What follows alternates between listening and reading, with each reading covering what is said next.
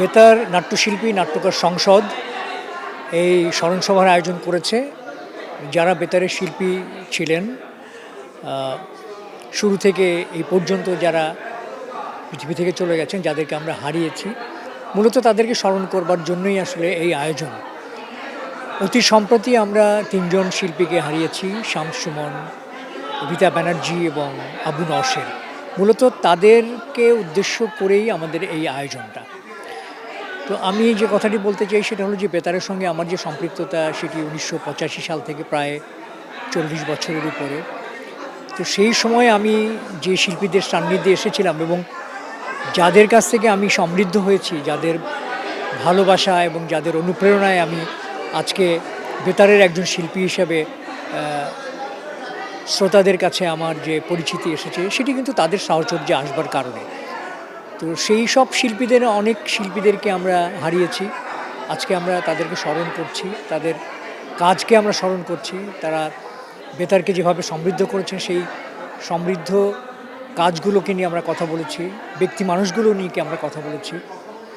এই যে আয়োজন, এই আয়োজনটা আসলে আমি বলবো যে বেতার নাট্যশিল্পী নাট্যকার সংসদ যে আয়োজনটি করেছে, এটি আমাদের শিল্পীদের সঙ্গে অনেক দিন পর যে একটি মিলন মেলা, যে দেখা হওয়ার যে সুযোগ, এটিও কিন্তু একটা অনেক বড় পাওয়া বলে আমি মনে করি। কারণ নাটকের রেকর্ডিং ছাড়া অনেক সময় অনেক শিল্পীর সঙ্গে দেখা সাক্ষাৎ হওয়ার সুযোগ হয় না। তো এই সুযোগটা আসলে এখানে হয়েছে। পাশাপাশি আজকে আমি এই কথাটি বলবার চেষ্টা করেছি, সেটি হলো যে আমরা যারা শিল্পী হিসেবে কাজ করি, আমাদের তো প্রত্যেকেরই আলাদা আলাদা মাধ্যমে আমরা কাজ করি। কেউ টেলিভিশনে কাজ করেন, কেউ মঞ্চে কাজ করেন, কেউ বেতারে কাজ করেন। মূলত বেতারে যারা কাজ করেন তাদেরকে কিন্তু দর্শকরা দেখতে পান না। তাদের কণ্ঠটা কিন্তু শ্রোতাদের কাছে পৌঁছে যায় এবং কণ্ঠের পরিচিতিটা কিন্তু তাদেরকে অনেক বেশি পরিচিত করে তোলে।